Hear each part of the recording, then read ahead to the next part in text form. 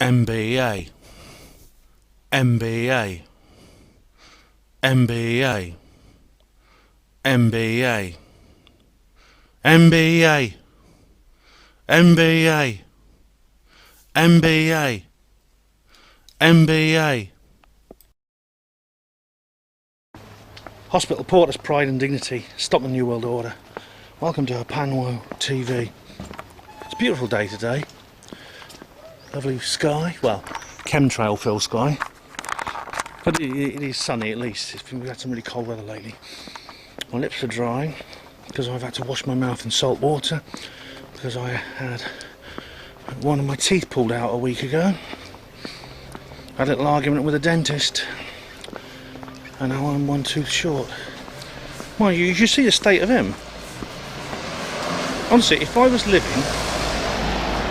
was an alien living on Area 51 near a weather station, Colonel Charles Hall would call me the Norwegian with 23 teeth. So anyway, this is where I am at the moment. I'm heading, I've just finished work and I'm heading somewhere. I'm in Oxford. This is Hurst Street, Oxford. But I'm actually going to London. I'm heading for London. Now, this is kind of like this is kind of like a report on an event video, a bit like the one I did on Merchants of Doubt, the film. Somebody made a request and said they want more of those. They like the ones where I'm out and about with the camera, pointing the camera at myself and around myself. And this is going to be one of those. So you'll be accompanying me to London, which is nice. Keep licking my lips because I have to wash my mouth in salt water because I've got a hole in my gum where the tooth used to be. It's a bit painful, so if my voice sounds strange, it's because my mouth's a bit sore. Anyway, yeah, so what I'll be doing is, what happens when I get to London though, I will not point the camera at myself. And I'll explain why that is when I get there. But I'm going to go and see an event at Greenwich Skeptics in the pub. Now this is something I've been to before. I've been there twice now to Greenwich Skeptics in the pub. This is my third visit. The skeptics always say, you crazy loonies, you batshit crazy conspiracy theorists, you paranormal believers, you just hang around in little clubs of your own, you never listen to the other side of the story, you're not interested in hearing the skeptic arguments. Well, this one is. This woo-woo looks at both sides of the story. And I do want to hear both sides. I want to know, I'm very interested in the skeptic argument. I've read skeptic books. And regular viewers will know that because I've mentioned it. I've mentioned my visits to Skeptics in the pub. I'm a member of Oxford Skeptics in the pub. Horrible chemtrail skies up there, really horrible. I've even watched Miles Power, his little video about chemtrails where he said it's all nonsense. So don't tell me I don't look at both sides of the story. So we're just going to go along here and then we're got to turn onto Cowley Road. But anyway, now the guy I'm going to see is May the 4th, 2016. May the 4th be with you. Yes, it's Star Wars Day. But the guy I'm going to see is, I bet you think it's going to be Peter Mayhew, don't you? Yes, that great hospital porter who's the actor inside Chewbacca. No, just because it's Star Wars Day doesn't mean that Peter Mayhew's going around Skeptics in the pub. And we had Mark Hamill actually at the Oxford Union a couple of weeks ago. The guy who plays Luke Skywalker.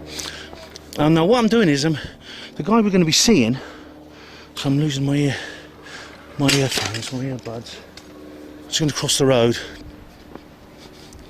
The bloke I'm going to see is, I don't want to point the camera out of the sun. He's called Andrew Copson, and he is the chief executive of the British Humanist Association, and regular HPANWO TV viewers will be going, oh yes, I've mentioned him before, haven't I? Yes, he's come up in the annals of HPANWO TV before. I have actually had dealings with Mr Copson before, and I'm going to go and see a live show by him. And he's going to be doing a speech called Introduction to Humanism.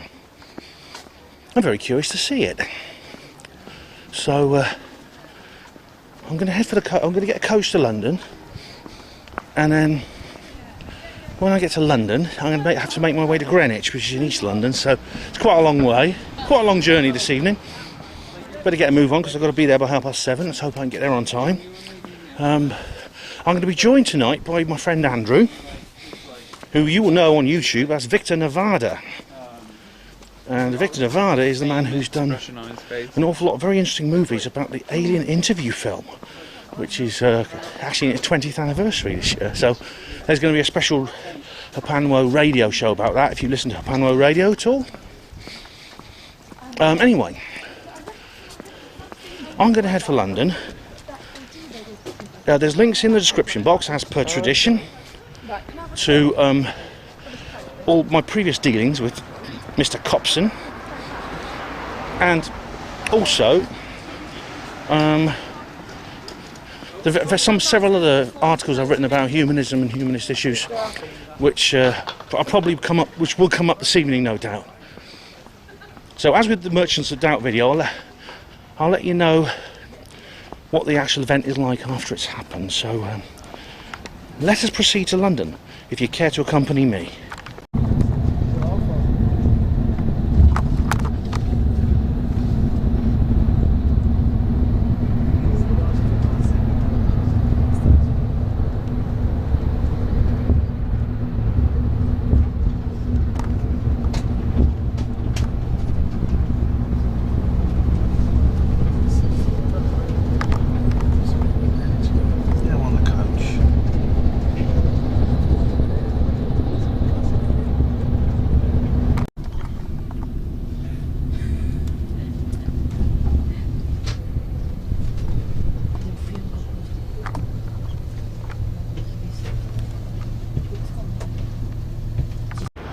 Okay, I'm in Greenwich.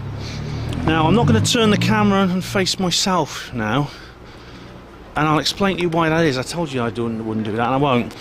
Also, the time is, it's nearly 7 o'clock, so I sort of like, I've rushed down here from work basically. I was at work, and I came straight from work where I was filming earlier. Now, Andrew's going to be calling me at some point, but this is Greenwich High Road, and I've got to go in one direction or the other to get to. It's this way, I think, yeah. Novotel, that's right. Let's get me a map out so I know where I'm going. But I'm not going to turn the camera to face me. One moment, all will become clear. The answers are coming, as Morpheus said. Here I am. That's not the one. Sorry, gentlemen and ladies, I'm just getting the right page. 1881. So I've got my atlas here.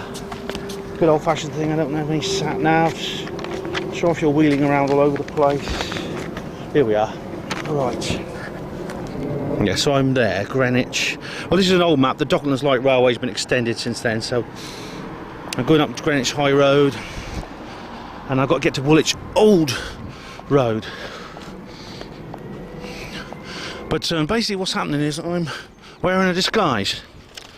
My facial features are obscured, and you wouldn't recognise me if you saw me. But I'm not going to show you myself. The reason is I don't want people to know what my disguise looks like, otherwise they'll know who I am. QED. The reason I'm wearing a disguise is because Andrew Copson and maybe several other people at the Skeptics group might not want me there. Problem is I don't want to sound big-headed, but I'm getting too well known, and Andrew Copson in particular might be a bit uncomfortable if I was there, because I've taken a piss out of him quite ruthlessly, as you will know if you looked into the links in the description box. So I don't want him to recognise me basically, which is why I am wearing a disguise. So Andrew Copson, he's a sort of short little guy. He's this little guy, quite a little guy, I think. think I've never actually met him, but he looks short when I've seen him on TV somehow. And he's the chief executive of the British Humanist Association. And the question, what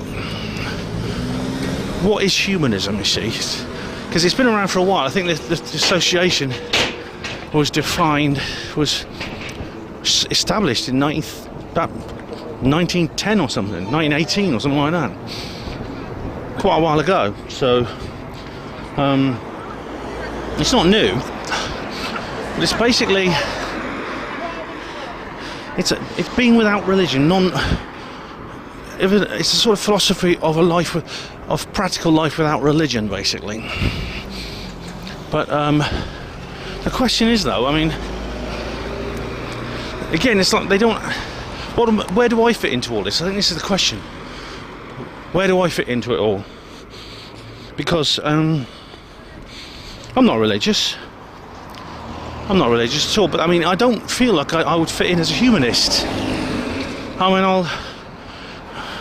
what I'll do is, like, I'll film I'll show you the BHA website in a little while. And there's this little quiz you get, right? You say, you fill out these multiple choice things. I don't know what that's called, but it's obviously some local monument. Nearly 7 o'clock, so I only just made it on time. Don't know if Andrew's tried to call me yet, because I can't hear my phone's been in my pocket. No, he hasn't. I have to hold my phone out here. I don't have enough hands.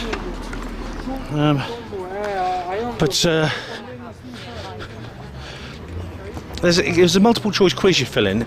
You say, do you believe A, B and C? Do you believe there's a God? Do you go to church? Do you believe there's an afterlife?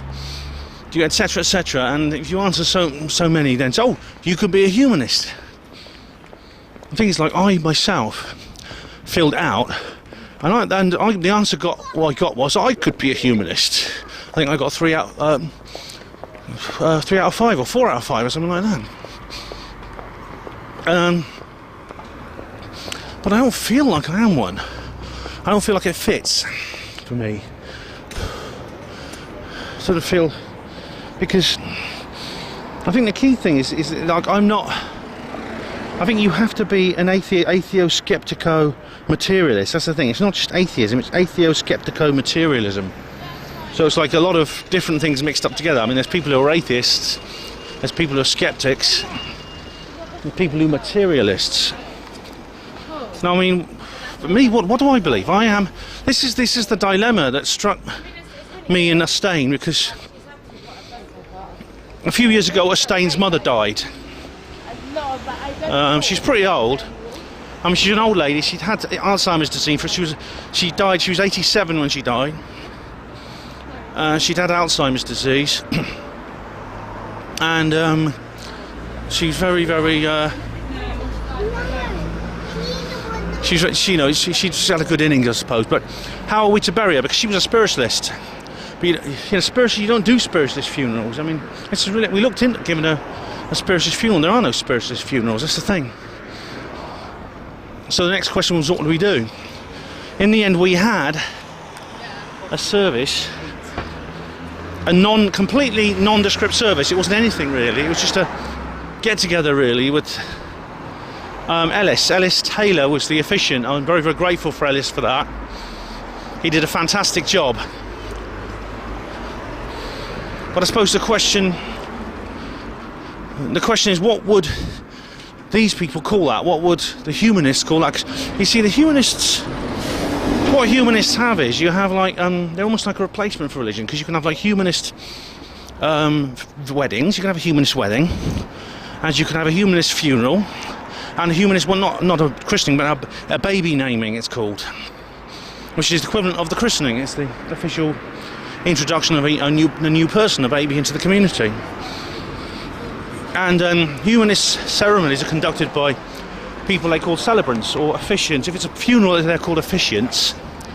If it's one of the happier events, it's called a celebrant, for obvious reasons. You don't have a celebrant for a funeral, do you? You don't celebrate a funeral. Okay, a bit of navigating where I am at Stockwell Street. Where's Stockwell Street on here? Oh, I don't know. I'm heading in the right direction anyway.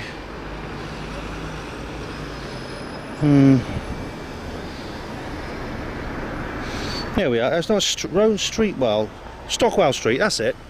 Okay, I'm going to cross over now, thank you. So I want this little square here.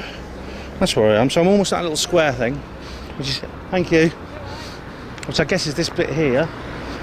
This is starting to look familiar actually, because I came here before. No, anyway, get back on topic. You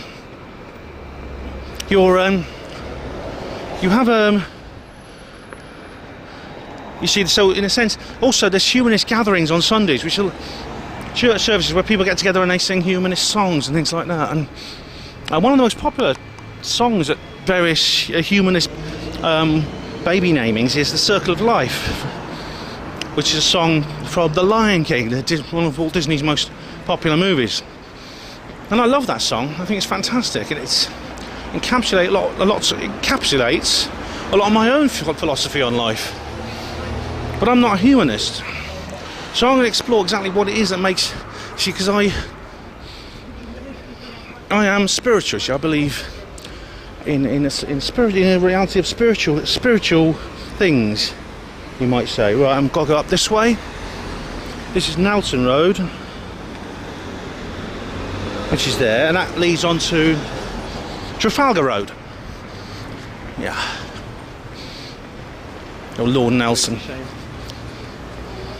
No, so I mean, I suppose that's the question, because I'm not, I think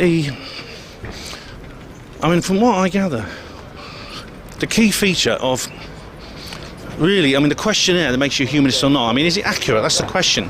I'm going to be coming back to that, because I want to know why it is I answer all the questions that would allow me to be a humanist, but I don't think I'd qualify as a humanist.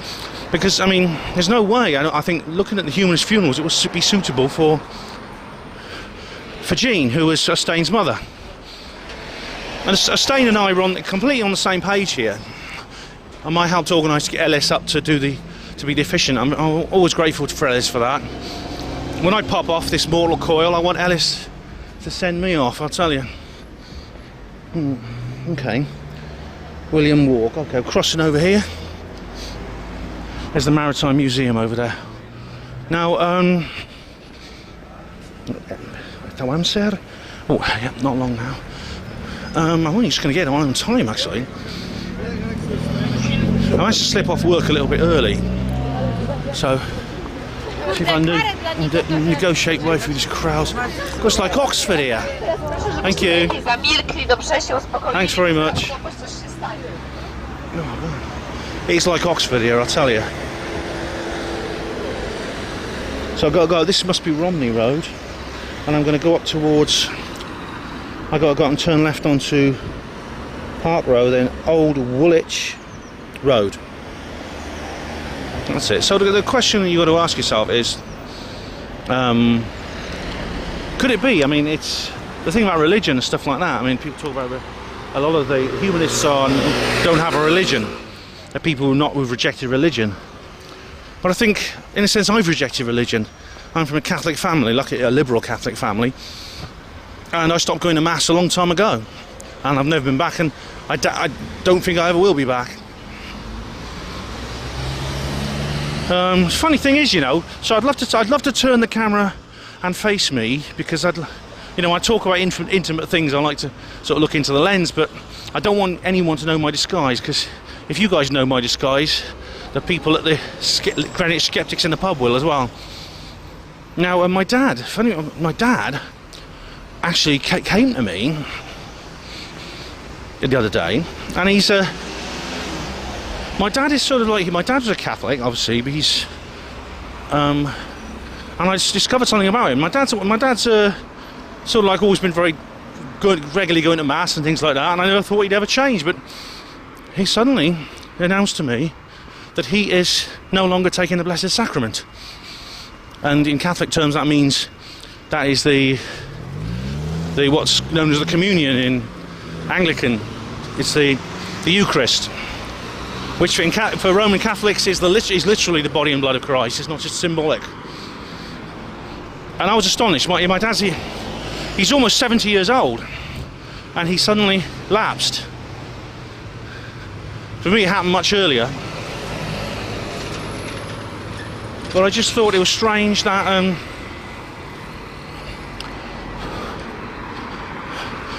so I mean, I can't help thinking at the moment, the way I see it, there's just one thing about humanism. It's just one thing, and maybe I'll learn some more after listening to Mr Copson this evening. And that is the afterlife. That is the key thing. It's got nothing to do with religion per se. I mean, I'm not religious, but I couldn't be a humanist because I believe there is an afterlife of some sort or another. I'm pretty convinced of that. Now that I'm not certain. I'm not 100%. There's only one way to find out. That's wait till it's my turn. But from what I've seen from my research into paranormal investigation, I'm pretty convinced. I would bet my life on it, literally, that there is a life after death of one form or another. I don't believe in heaven and hell and all that sort of thing, but there is. Our consciousness continues in a different kind of existence after the end of our physical life in this physical body. So I could tick every other form on the humanist box, but I couldn't be a humanist. And so I think that's what it's about. I mean, I'll find out more later, but we'll have to see anyway. See what Mr Copson says about this. But I mean, I'm familiar with Andrew Copson, as you know. I've been deriding him viciously on the website. You see my Andrew Copson MBA Silver, things like that. And the thing about it's the internet, isn't it? I mean, we take the piss out of people online, and we can be quite. I mean, I don't think I wasn't insulting to him, but I was pretty satirically ruthless with him. You know, NBA, etc., etc. There's a bloody ambulance coming on. You can't hear a thing until this is gone.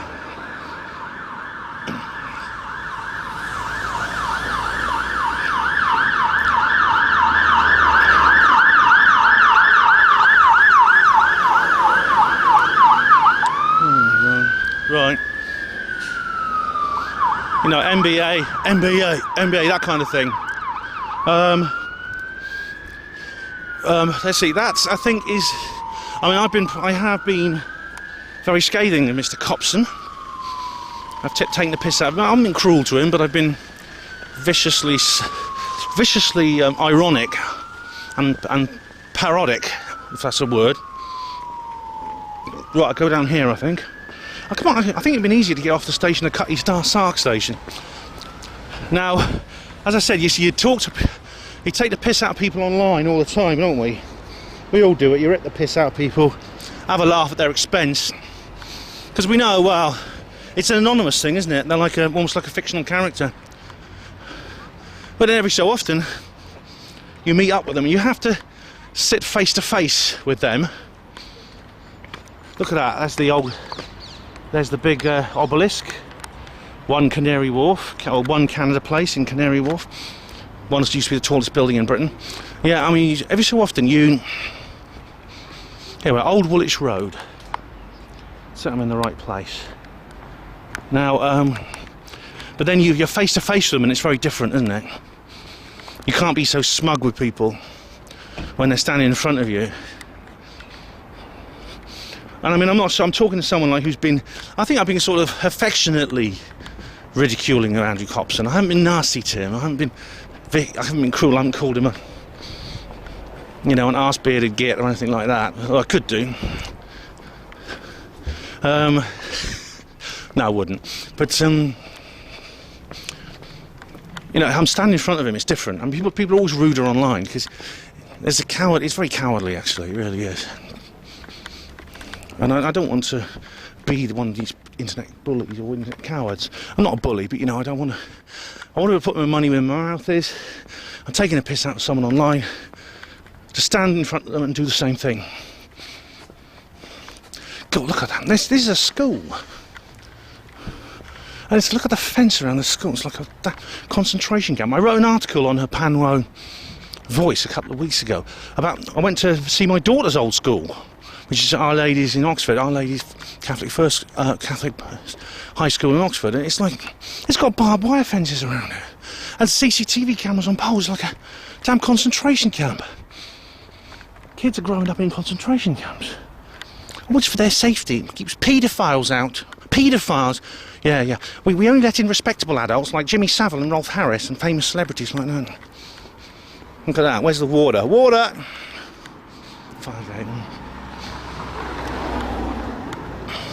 The Meridian Primary School. There's the that's the observatory. We are actually on the Greenwich Meridian here virtually. I don't know exactly where it is. The line that runs around the world separates east from west, which for some reason is centred on this place here. Somewhere around here is the actual Greenwich Meridian. I don't know if it's marked anywhere on the ground, but it's around about here. So I hope I'm going to be sort of like, that's not why I'm wearing a disguise. I'm wearing a disguise because, for the reasons I just said. I mean, the fact of I come all the way from Oxford, spent a lot of money getting here. I'm not going to get into that pub and Copson says I'll kick him out, which they can do. They reserve the right to refuse entry. And seeing as I've come so far, I don't want that to happen. Now, I think I'm almost there now. What's this? Yes, it's the Star and Garter. Where's Andrew? Let's see if I can see him. He hasn't called yet. The Star and Garter. Oh, my stars and garters. Beer, wines and spirits. In that order. I'll have the beers first. But it's funny though. Oh, my stars and garters. He's actually a skeptic. Exclamation. Yeah. So, talk later. Okay, this is the BHA website. Always check out the website if you want to know more. And it talks about their annual conference at Birmingham, which is in June, 10th to the 12th of June, 3-day conference. Honestly, I think about going along to one of these, you know. In 2013, they actually had a conference in Oxford. The International Humanist League conference was in Oxford. I would have gone to it, but it overlapped with the BASIS conference, so the BASIS has to come first. We work on behalf of non-religious people who seek to live ethical lives on the basis of reason and humanity. We promote humanism, a secular state, and equal treatment of everyone, regardless of religion or belief. Our celebrants provide non-religious funeral, wedding, and naming ceremonies. Well, is that the case? Well, I guess we'll find out. But, what is humanism? Oh, it's just videos now. That's humanism. The BHA. Oh, that lady's Polly Toynbee, who used to be the president of the BHA. I've got some respect for her, actually, because she actually worked as a hospital porter. Twice, actually. Once in 1917, once in 2003. Just as an experiment in a hospital in London. Here, this is the interesting bit. If you can see that. Are you a humanist? Take a quiz and find out. Right. How humanist are you? This is what I was talking about earlier. And they may have updated this since last time. And I'll lower that down a bit. So I'm going to come down a bit so you can see it. Can you see that? Hope so. I've got one of those screen cap things at some point. I can tell right from wrong by 1, picking whatever will work best for me. No need to worry about others. 2, consulting a holy book or listening to a religious leader. 3, thinking for myself about the probable consequences of my action and their effects on others. I choose 3. I think most people would. Next. I am most likely to believe in something. I'm most likely to believe something is true if I personally see evidence that I could judge to be valid. I feel it in my gut. Trustworthy people tell me they've seen evidence and that they judge to be valid. It is told me by a religious authority. It is written in a sacred text. I would select, I don't see if you can select more than one. No, you can't. Possibly a combination of the first 3. Most likely. Although, I think the top one, I personally see evidence that I judge to be valid, is the most likely one, I think. But I feel it in my gut. I don't think that's anything to dismiss. And trustworthy people tell me they've seen the evidence. Right. The meaning in my life comes from the pursuit of my goals, ambitions, hobbies and projects. Nowhere. There is no higher power and life has no meaning. A higher power who has a plan for us. My connections with others, my experiences and the emotions I feel. Probably the top one and the bottom one. The pursuit of my goals, ambitions, hobbies and projects, and my connections with others, my experiences and the emotions I feel. I've got to select one of those. I'll select the top one. Next. When I look at a beautiful natural view, I think that it must have been designed by a god to be so perfect. By God, designed by God to be so perfect. This is what life is all about. I feel good. We ought to do everything possible to protect this for future generations. I feel all three of those things. I don't think any of these are not internally contradictory. It must have been designed by God to be so perfect. This is what life's all about. I feel good, and we ought to do everything possible to protect this for future generations. I believe all three of those things. So let me have a look. Which one shall I pick? Probably the bottom one. We ought to do everything. But really, I'd like to pick all three. How humanist are you? Other people matter and should be treated with respect because they are people with feelings like mine. They are useful to me. We'll all be happy if we treat each other well. God created us all in his image.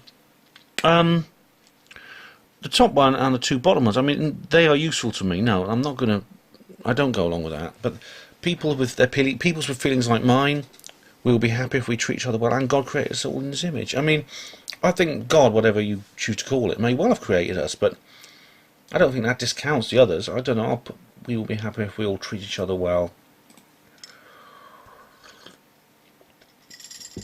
I think the universe is a natural place that can be understood best through science. It's a natural place, but I also believe there is another supernatural layer to reality. Was created as part of divine plan. Again, all three of those things. I believe all three of them. I'll choose the middle one, just randomly. When I die, I will go on to exist forever in another place. I will be reborn into a new body. I see no evidence that I will continue in any way, so death will most likely be the end of me. I don't know what will happen, so I have no opinion. I'd say the first two, I think, are most likely. So, I pick the top one. I will go on to exist in another place. On the question of whether there's a God... Oh, God, here we go. This is an awful quiz. Full of shit, it really is. I think there are a number of gods or goddesses. I think there is a God. I see no evidence for any gods or goddesses, so I don't know. I see no evidence for any gods or goddesses, so I don't think they do exist. I think there's a number of gods and goddesses. When it comes to religion, I think governments should reflect the majority religion in the country. If the majority are one religion, that religion should take precedence. Promote atheism. No religions are true and government should act accordingly to tell people so. Be impartial. Government should not favour or discriminate against any person because of religion. I chose the bottom one. Other animals should be treated with respect because they are part of God's creation. However we see fit, they don't have souls and were created for us to use. Kindly, because they are sweet and fluffy and nicer than people. With respect, because they can suffer too. Right, all of them except the middle one, I would say. Kindly, because they're sweet and fluffy and nicer than people. I'd choose that one. Is that the end? Right. You are 55% humanist. You may be an agnostic or culturally religious. Humanism may be for you. Do have a look around the site. Or you could sign up for our weekly e-bulletin. I'm already on their e-bulletin. That's not a very good quiz, anyway. The about stuff is just more about the various things they do. Promote humanism. We'll find out more about that from Andrew, no doubt. There's a lot of celebrants everywhere. Look, they're all over the place. Look how many there are. There's one in Oxford. Let's have a look. Where are we? Find a celebrant near you. No, it's not working. Well, even the website's unresponsive. Oh, hang on. I'll go back to it's got stuck on this page now. You can't go back. Right, back to the home page. Ceremonies. Right, I'll say more about ceremonies later, maybe, because I told you about how I felt about the ceremonies. News. Humanist weddings, surge in number. Northern Ireland humanists engage in upcoming elections.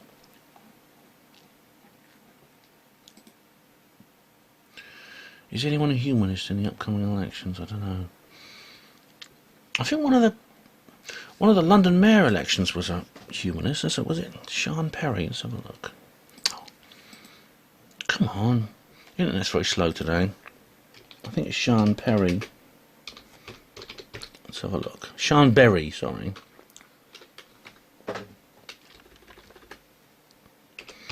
I know she's running for mayor. I thought someone said she was a Sean Berry London. That's a good Welsh name. Right. Vote Green. Alright, Vote Green, that's it. This is Sean Berry. Alright, early life and career, Green Party politician. Non-party activism. I don't know. Someone said she was a humanist. I don't know. Anyway, let's go down here. Events. BHA events.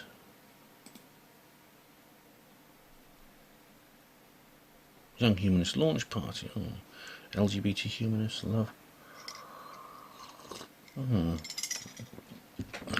Let's have a look. Our People. What are these? I think they've got a new president now. I think it may be that lady.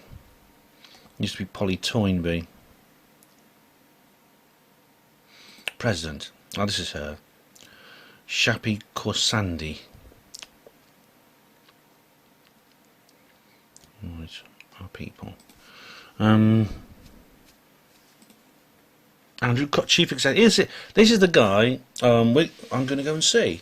Andrew Copson. He became Chief Executive in 2010 after 5 years of coordinating.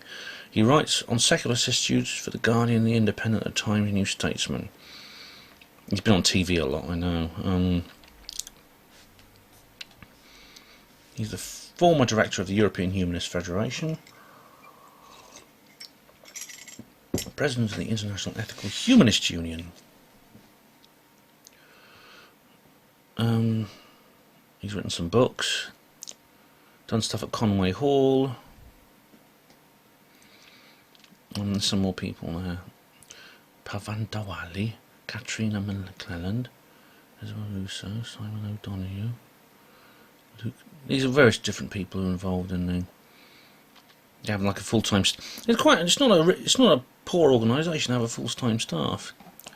But anyway, it's all coppers here. We're gonna see, and so I guess we better go to the event and. I wonder what he has to say. When leaving, please ensure you take all your belongings with you. Before disembarking, oyster users are reminded to have their oyster card ready to touch out to avoid paying an incorrect fare. Please take a moment to read the safety cards in the seat pockets. Safety instructions can also be found on notices around. It's a beautiful evening. Well, I'm on board the boat. This is the Thames Clipper River bus back from Greenwich to. Next stop is Masthouse Terrace. Masthouse Terrace. Those disembarking at Masthouse Terrace, kindly make yourselves known to a member of the crew. This is the river bus back to West London. I wanted to go on the way down here, but I couldn't. I had to get the Docklands Light Railway and tube. The event is over. It's a beautiful evening. It's like the city looks wonderful. It's under a completely clear sky. There's planes flying over. Looks like something from sci-fi. It's a fantastic evening tonight. I can show you myself now because I'm more... Oh, I can record, and I'm now back to myself, so I can show you myself. Andrew Copson did his event at Greenwich Skeptics in the pub, at the Star and Garter pub. And he's taller than I thought he would be. And I sat in the audience in my disguise. Andrew was there, so Andrew, Victor Nevada on YouTube, we had a nice time listening to him. We had a couple of beers and had some listen to Copson speak.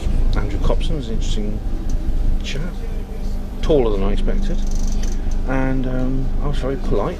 I didn't call him an arse-bearded twat, and I've never called him that before, and I never would. He gave us some introduction to humanism. It was an overview of humanism, I think his speech could be described as.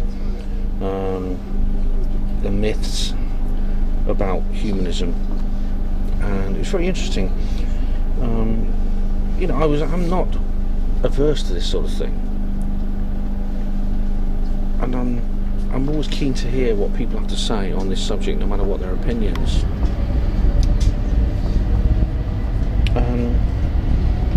There's several myths associated. The boat was going really fast. Look at this boat. This boat is really fast. But one of the myths is that it's a recent thing. Humanism didn't exist until like a century ago, etc., etc. So it's really not, it's just a new thing. But apparently humanist thought goes back for as long as human thought does in terms of our records, and it can be found in the ancient world, in India, China.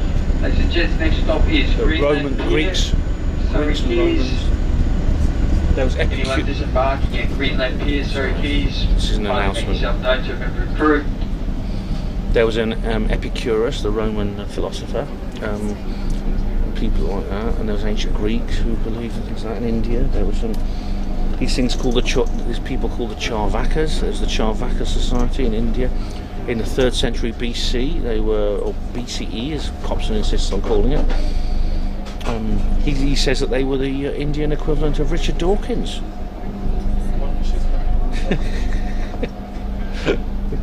We all of us do not believe in these gods, but the Charvakas go one god further. Oh yeah, funny. There was humanism in China as well. Confucius was probably the most famous Chinese humanist.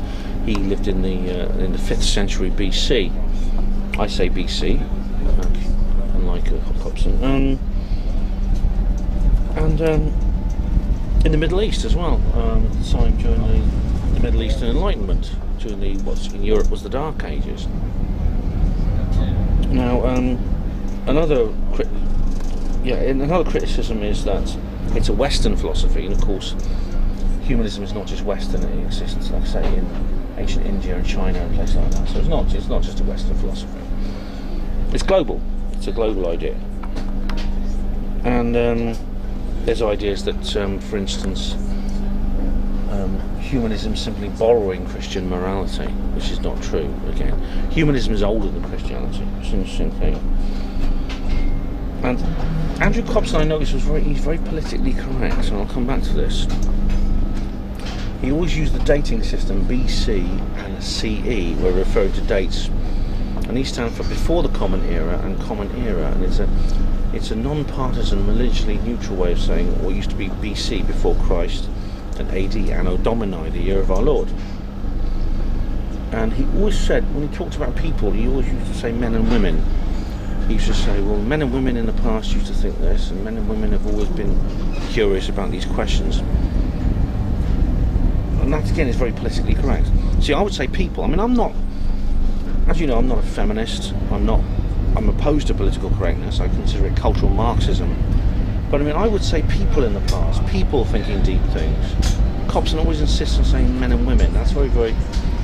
His language codes always grate a little bit, and I always think to myself, well, there's a kind of like it does come across as slightly please ensure you take all your belongings right with on. you.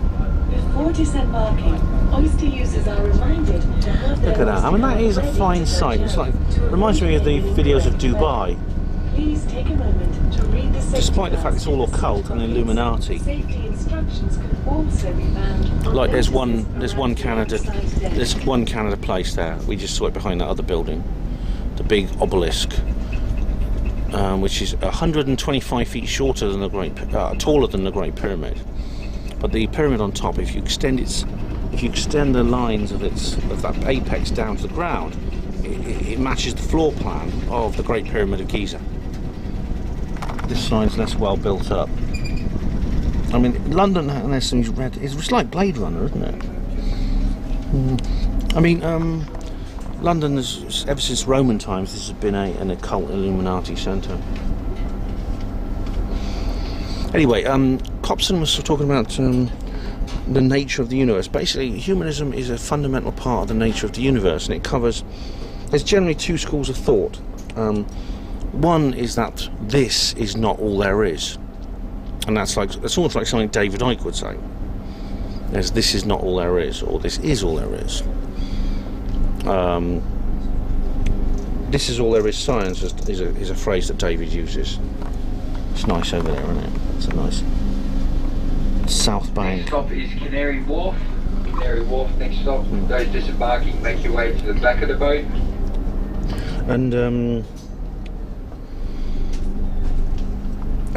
So that's the one worldview. What you see is what you get. So science, materialism. It's the materialistic worldview. There's nothing more in heaven and earth than were ever dreamed in your philosophy, Horatio. The second worldview is there's more than all. The second view is there's more than that.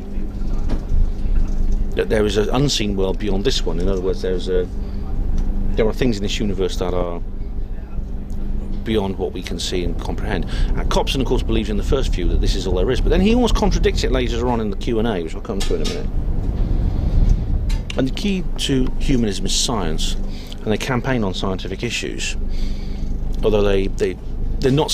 It's humanism and the skeptic movement is something different. I think skeptics go into the paranormal and UFOs, and they say it's not real. Humanism is more to do with politics and ethics and things like that. Now,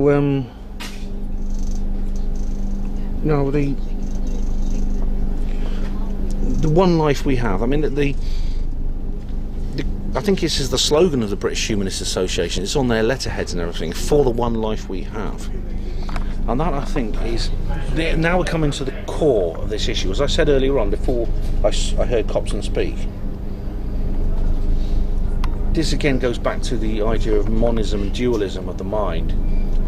Is the mind a product, or is mind and matter different or the same?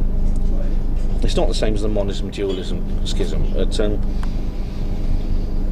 It's funny because I'll come Sam Harris. I'll come on to Sam Harris in a minute. No, that's all right.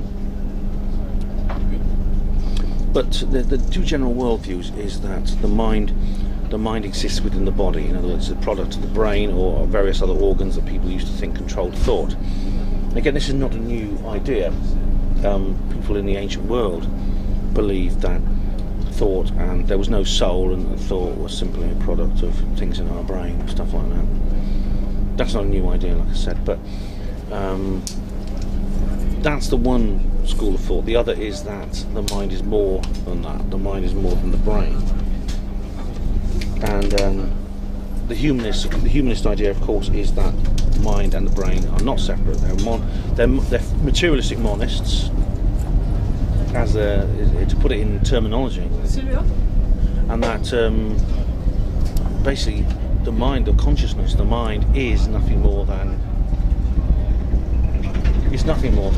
the. Next here is Tower. Disembark here for the Tower of London and Tower Bridge. When leaving, please ensure you take all your belongings with you. Before disembarking, oyster users are reminded to have their Oyster card ready to touch out. It is nothing Avoid more paying an incorrect than fare. the product Please of take a moment to read the safety cards in the seat pockets. shuffling of chemicals in the Also neuropile. be found on notices around the outside deck. And of course this leads to the concept of the MBA and of the material, what I call Materialist Bravery Award. So there's a bit of a fracas here.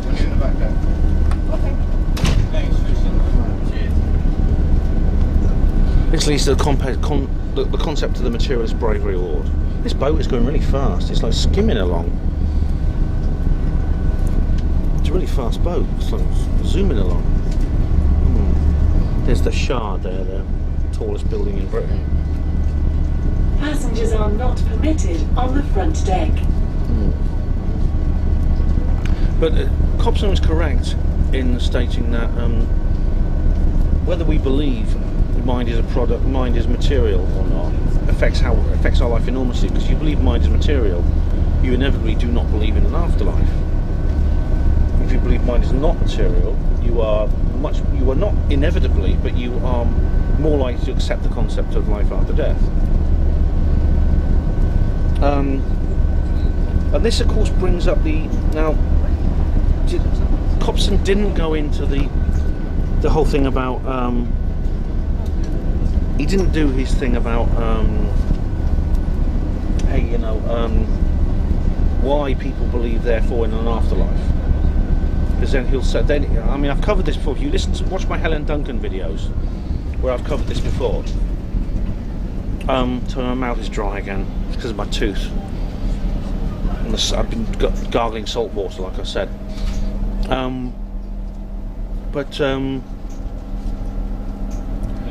In that, I quoted him. I quoted him in those videos saying, well, people believe in the afterlife basically because they're scared of dying. It's about fear of death. It's about the fear of annihilation. The fact that Sam Harris did a really, really detailed, comprehensive video on this. It really did. It was really, really brilliant. That the whole thing about religion, it's what Freud called Thanatos. Thanatos was the fear of death. The awareness of death, and the awareness of time, which means that a time is going to come when you will no longer exist.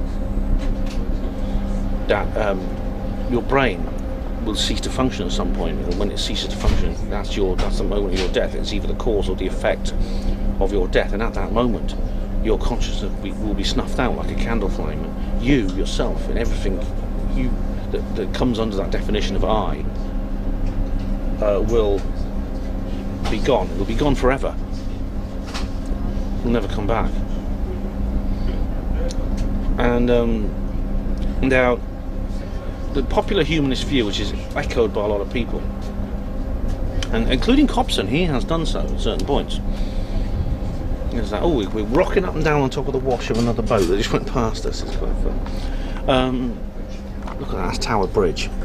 Isn't that amazing? That's Tower Bridge there. All my American viewers are going, hey, that's so quaint. Thank you, Ben, for this tour of London. I'll keep the camera on that. I keep getting distracted. Where was I? Yeah. The popular humanist view is that the reason we believe in religion and an afterlife or any kind of spirituality is a reaction to that. It's a denial of that.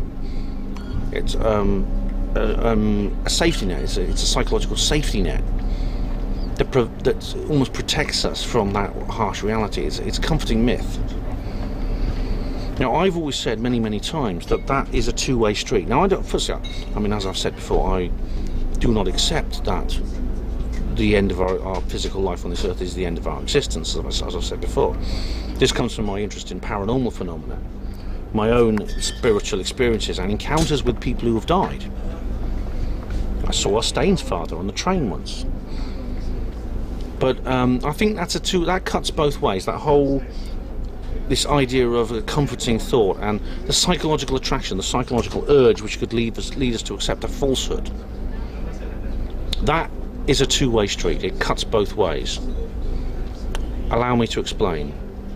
If you are a humanist and you have rejected the concept of the afterlife, okay, and you're surrounded by other people who are not humanists and have not have not rejected the concept of the afterlife and are believing the afterlife as a myth, as a falsehood, what you believe is a falsehood. So they are deluded. But you are not. That makes you a pretty brave guy. That makes you pretty special, doesn't it? That makes you very superior to those people, does it not? I'll give you a shot of the Shard there. This is Britain's tallest building and the Tower Bridge. London is looking more like Dubai every day. That makes you a pretty special individual, doesn't it? You have the courage and the fortitude to face the reality of existence head on. You're so far above all those quivering, pathetic little jellies clinging on to their feeble little, their myth, their comforting myth. And therefore, the wishful thinking argument, which is the popular reason why it is the popular explanation posed to explain people's belief in an afterlife, can be turned on those who don't believe it. You could say it's wishful thinking. Next stop is Tower Millennium Pier, Tower Millennium Pier. It is wishful thinking not to believe in an afterlife. Back of the boat, please. Because I mean, if I know for a fact there are certain people who have a disbelief and who do not believe in the afterlife, and I am convinced that their disbelief in the afterlife is quintessential to their self-esteem for the reasons I've just explained. And to have the afterlife verified to them would mean that a lot of their sense of who they are, their sense of self-worth would go. It would vanish. It would be destroyed in instance. It would be snuffed away in the fire of the soul. Because if the afterlife is real, MBAs and I have this thing called Materialist Bravery Award, and as I said, Andrew Copson's got the silver. MBA. Whenever you hear me say that, MBA, I mean the Materialist Bravery Award. They'd lose that. The Materialist Bravery Award would lose its meaning. It would no longer exist. And all those people who feel so superior would have to get in line with everybody else, wouldn't they? Andrew then moves on to morality, and there's two separate thoughts about morality, and one is that it comes from outside us. In other words, God. In other words, humans are basically base and selfish and evil, and that we were like that for thousands of years. But then Jesus came along and died for our sins, etc. Or Muhammad came along and gave us the final revelation of God, etc. And after that, we became moral beings. And Andrew says this is not the case. He goes along with the other idea that morality is an instinct. We are hardwired for ethics, because it allows us to exist as, especially communal species like ourselves, who live in groups. And I agree with Andrew on that, because you see it in other species. All communal animals have ethical principles. They care for each other. Have you seen my video of the cats, where I filmed my cats? I did it a couple of years ago. You can see them, they lick each other's fur. That is a form that's a communal act. It's a social act. It's almost like it's a simple political system that they have, and many other species have that. Andrew gives the examples of orangutans. You know, they share things. They look after each other, family groups, and they things like that. And Andrew talks about someone called Margaret Knight, who I'll have to look up for. Apparently, was a radio talk show host in the 1950s. Next is London Bridge. Disembark here for London Bridge Station, Borough Market, and the Golden. It's amazing, isn't it? She was here for London Bridge Station, HMS Belfast, Borough Market, and the Shard. When leaving, please ensure you take all your belongings with you. And that Disembarking. Oyster users are reminded to have their Oyster card ready to Sure, that's really big, isn't it? avoid paying an incorrect fare. Please take a moment to read. I mean, that's a big thing there. There are. Again, I mean, I agree with Andrew completely on that. I think morality is not necessarily a spiritual issue. It is something inherent. It's essential for life. A communal species would not be able to exist if they didn't have some kind of ethical code which they all obeyed. Next stop is London Bridge. London Bridge, next stop. Those disembarking, make your way to the back of the boat, please. Now the next thing that Andrew brought up was meaning. Again, there were two schools of thought, that there was inherent meaning out there. The universe itself has a meaning, and that our quest as humans is to discover it. It's almost like he compared it to an Indiana Jones crusade. You'd go everywhere you could to try and you'd struggle to find this meaning in life which is out there, and then eventually you'd find it, and that would be your quest. It'd be the treasure in the sacred tomb after you've dodged the spiders and the pitfalls and the descending doorways. The other school of thought is that meaning is actually not objective and we create it. This is a really, really difficult concept. I don't know what the answer is. It may be both. I'll have to think about that. Maybe do another video on it. Now he talks about humanist organisations. There are campaigns, education. There's the aforementioned celebrants and officiants for humanist ceremonies. They have humanist meetups on Sundays. So it is like a replacement for religion in that sense. They campaign for the secular state and science promotion in politics and government. And I'll come on to that actually, because they provide things like they're a humanist who almost serve the function of chaplains in hospitals and prisons and things like that. And the humanists have these. He talked about the defence humanists, who are the humanist organisations for the armed forces and the Ministry of Defence, who are campaigning for humanist war memorials.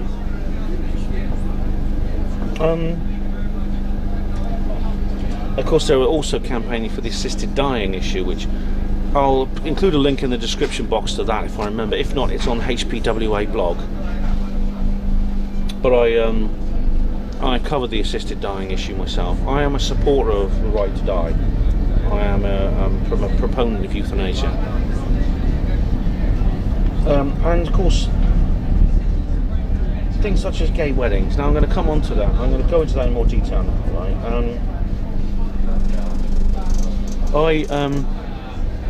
I don't have a problem with the idea of gay weddings.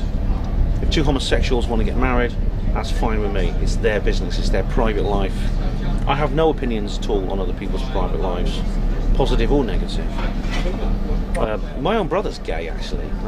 The next is Bankside. He's got a bloke. Here for take on Shakespeare's Glow and St. He's not got married, but if he does, good for him. And he will invite me to the wedding. I mean, I'd be his best man if he wants. Are reminded to have their Oyster card ready to touch out to avoid paying an incorrect fare. Please take a moment to read the safety cards in the seat pockets. Wait for the announcement to Safety finish. instructions can also be found on notices around the outside deck.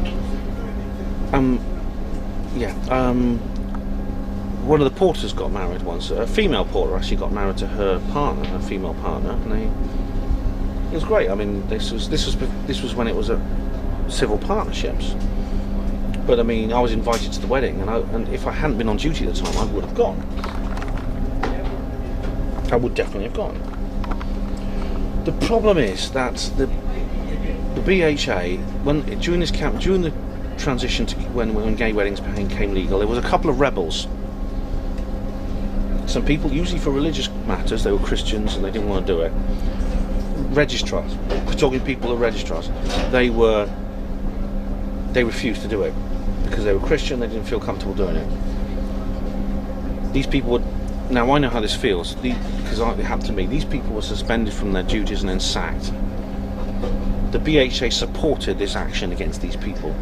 We also had some situations of Christians who were air stewardesses and they wanted to wear the cross and they weren't allowed to. Again, the BHA supported the dismissal of these people, the ruining, the destruction of their careers. Next stop is Bankside Pier. In the case of the registrars, this was what they trained their whole life to do. And the BHA supported the sacking. Now This is, and Copson himself, the man I've just been speaking, he appeared on news programs saying, "Yep, give them some time to think it over, suspend them, give them some, and then kick them out because they're obviously homophobes, they hate gay people, and therefore, if they have these opinions, then this is going to mean that they can do harm to people. In other words, that people in the registrar shouldn't be allowed to do that. They have to prove, as part of the ethics of their job, they should be willing to do. They have to perform these duties because it's the law. Therefore, they're refusing to do these duties. They're in breach of their contracts of employment, basically. Yep, sack him," he said. Basically, he showed them no sympathy at all. Personally, I don't agree with these registrars. If I was a registrar, I'd be happy to do gay weddings. It wouldn't bother me. And it wouldn't bother probably most of these people's colleagues, which is my point. This is my point. This is important. Would it not be possible to accommodate these rebels, a tiny minority of people? There were just like 2 in Britain, and there was 1 in America very famously recently, okay? Would it not be possible to accommodate these people within the organisation to a point where there would be no loss of service to the customer? And this is what Copson doesn't understand. The point is, would the customer be affected by these people's attitudes? We're not talking about them as individuals, but the organisation. Would these 1 or 2 individuals refusing to do gay weddings stop the organisation from doing gay weddings as a result that people who want gay people who want to get married wouldn't be able to? That's the question. I think surely it would be possible to say to these registrars who's refusing to do it, look, you do Mr and Mrs whatever, alright, and just reassign them to a different duty, and someone who doesn't mind doing gay weddings, like I wouldn't. I would go and I would attend to the homosexual couple that wanted to get married. I'd be perfectly willing to do that, but good luck to them. Surely it would be possible to accommodate these anti-gay wedding people within the organisation, leaving, in other words, the service to the customer would be the same. This never occurred to Copson. I should have stuck up my hand and actually asked this, but it's a long, complicated question, and I should have just written to him. And I've written articles about this, which he might have seen.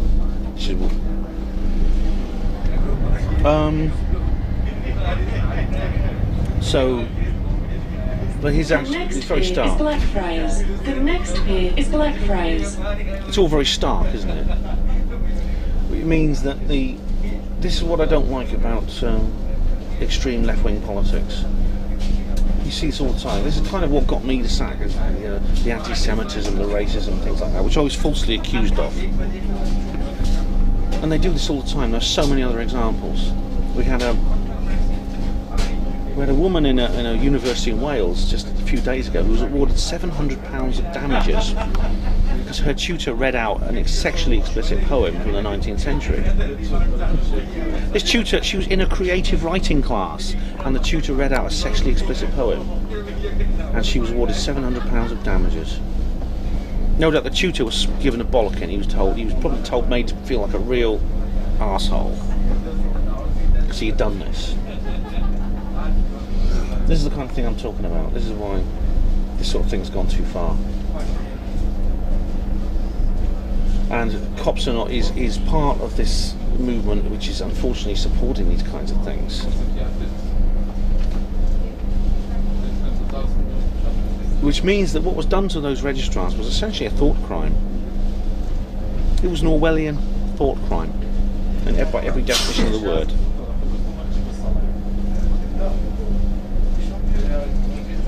So there's another nice view out of here. See, it's the Oxo Tower and stuff like that.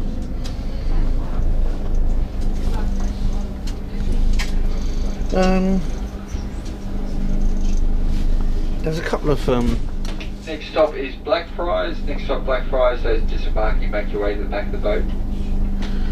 I'm nearly at my stop now, I think. But I mean, this is the thing with humanism. Humanism has this vision of itself, which is similar to the skeptic movement. It has a false vision of itself.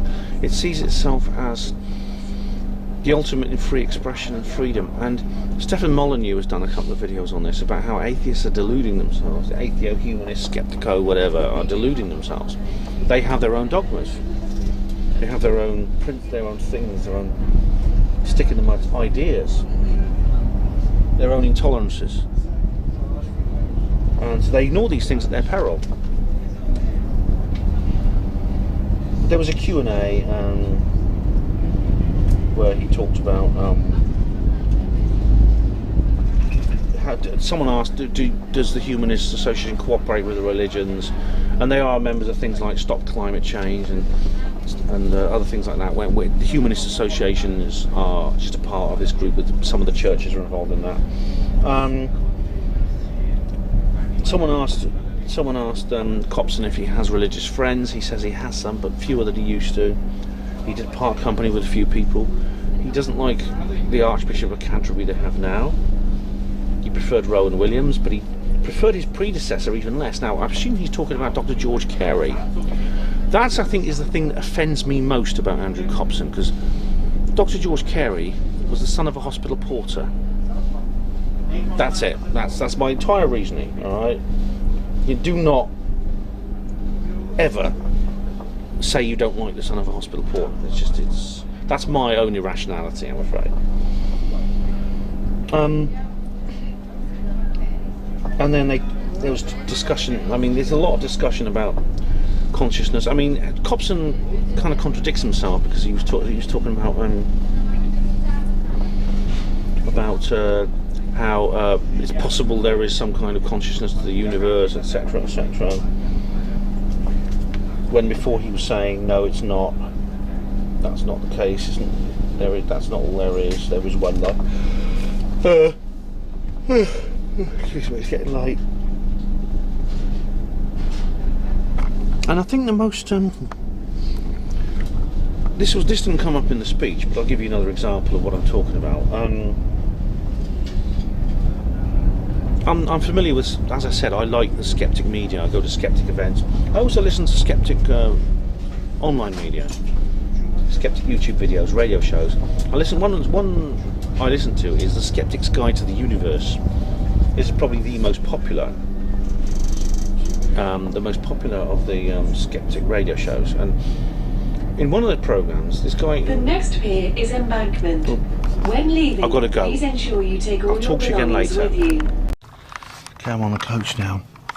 I'm on the coach at just outside Victoria Coach Station.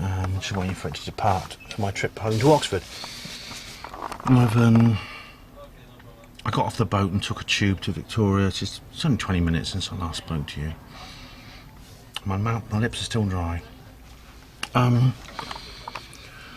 I was just saying that the British Humanist Association are not above promoting thought crime. As I said, I believe that the attack against these registrars was essentially a thought crime. Because, I mean, as I said, it would be possible to organise the service so that there's no loss to the customer. So why couldn't they do that? So essentially, it was punishing them for their beliefs. It's saying, you don't approve of gay marriage, therefore we're going to strip you of your career. I think it's very unfair. And I was talking about the other example I was mentioning. As I said, I listen to the skeptic media. The SGU, Skeptics Guide to the Universe. There was one of their shows where they brought up the subject of coercion and the non-aggression principle, as Stefan Molyneux calls it. Well, they didn't bring it up because they don't even understand it. I kind of bring it up. They were telling the story. One of the presenters was telling the story about a friend of his who had a daughter. His friend was an atheist, a skeptico-atheo materialist. And he actually believed this stuff about, well, skeptics and atheists, we're into free speech, freedom of thought, we're free thinkers. They use these slogans over and over again, the skeptics. There's Victoria Coach Station over there, see? they use these slogans so often. And so he brought this girl up as a free thinker. He didn't take her to church, but at the same time he didn't impose any other belief system on her. Because skeptics don't have a belief system. They just go by science and evidence. Skeptical humanists. Anyway, when this girl grew up, she became a Buddhist. And the father told his friend, who was the presenter of this radio show, "I'm very disturbed by this. I didn't expect this.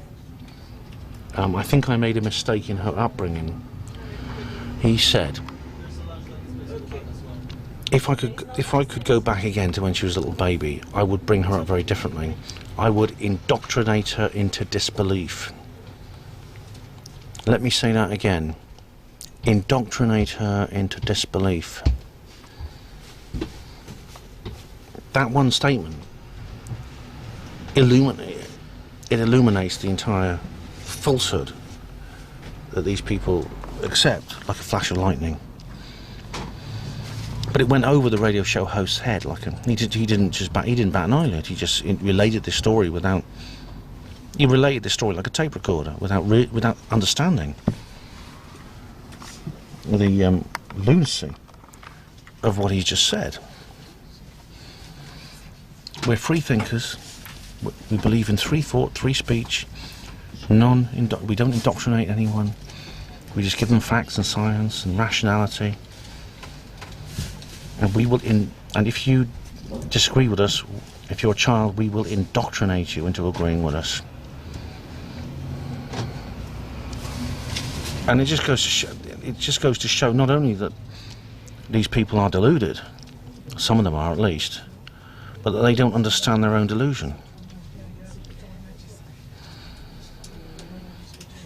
And that is very revealing. I must point out this has nothing to do with Andrew Copson per se. Andrew Copson himself is not involved in this particular discussion.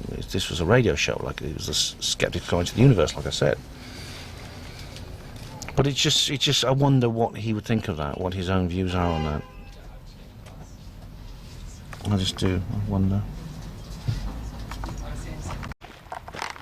Right, I'm off the coach now, just got a bit of a walk home now. It's about midnight, so I'll be home about 1, I think. Oh, I'm tired, never mind. It's gone all cold now. I've got my jacket on, my hood up. And it was so warm earlier on. I'm glad I took this with me now. It's the only time I've had to wear it all day. In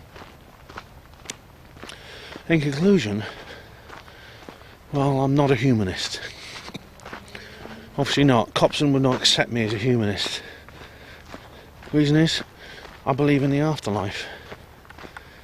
I believe there is an inherent meaning to the universe. Although, as I said before, that's such a complicated subject. It'll take a separate discussion. I'm not religious, so I don't believe in any religion. But I mean, I think everything else really is superficial. All the other principles of humanism are really secondary to that one big one. That the difference between what you see is what you get, and there's something, but then there is something ephemeral about the universe. There's something real and transcendental, physically linked into the universe. It's going to get dark now because I'm going through a park. Switch the night light on. There you go, that's better, you can see me now. So I'm going to have to just... It's been enlightening though. I mean, it's taught me a lot about things. The lecture today. Thanks to Andrew Copson for that, and for everybody else. Professor Chris French was there. Who I actually asked him if he wanted to come on my radio show because I wanted to have another skeptic on the show. He turned me down. He said he's worried about getting hate mail, and I said, well, I almost said to him, "Look, you're not going to get hate mail, you know. I'm always respectful to my guests. I always encourage listeners to be respectful to guests. But then I thought, it's not true, is it? No, it's true. What I said, B, my respect is true, and my encouraging others to be respectful is true. But not getting hate mail, I mean, I think that would be a false reassurance, because he might get hate mail for being on my show. Unfortunately, there's a thug element in the truth movement, which I've talked about before. So fair play to him. Anyway, I will go back to Greenwich Skeptics in the pub, because in a couple of months they got Dr. Karen Taylor. Now she's the woman who was at the conspiracy theory day they had. Now this is interesting. I'll put a link in the description box to where they had a day on conspiracy theories.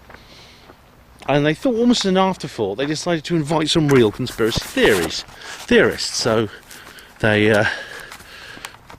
brought on Ian R. Crane. And a load of us went along to support him. And it was a really good day, actually. We really enjoyed ourselves. It was just such good fun. There was half of them were like the atheist, skeptical, humanist bunch, and the other half were the normal conference people that I see. It was a great day. Dr. Karen Taylor was there.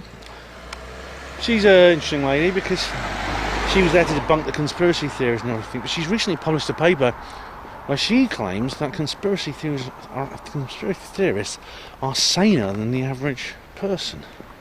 So it'll be interesting, got to see that. So subscribe and all that sort of thing, and bookmark, because in a couple of months there'll hopefully be another video like this where I go and do a little report on that. In the meantime, I'll go to other skeptics in the pub closer to home. I'm a member of Oxford Skeptics in the pub, so I'll go to that one when they have a guest interesting enough for me to consider it worth the journey to the pub where they have their little get together. I mean, there are now thousands of skeptics in the pubs all over the world. There's a couple of hundred in Britain, I think. And they're in most countries now. You know, so check out your local branch, and you'll hopefully find one. They're worth going to, whatever your opinions are. And the discussion is good-natured, and they accept non-skeptics. They say non-skeptics are welcome, which is good, although perhaps I'd be an exception. I'm not going to apologise for the things I said about Andrew Copson, basically because I don't think it was terribly harmful. It wasn't exactly brutality, and also I meant them. I think he deserved them. But thanks anyway to Andrew Copson for that very interesting lecture, and thank you HPANWO TV viewers for watching. It's been a good day. Hospital port as pride and dignity stop the New World Order. MBA, MBA, MBA, MBA, MBA, MBA, MBA, MBA.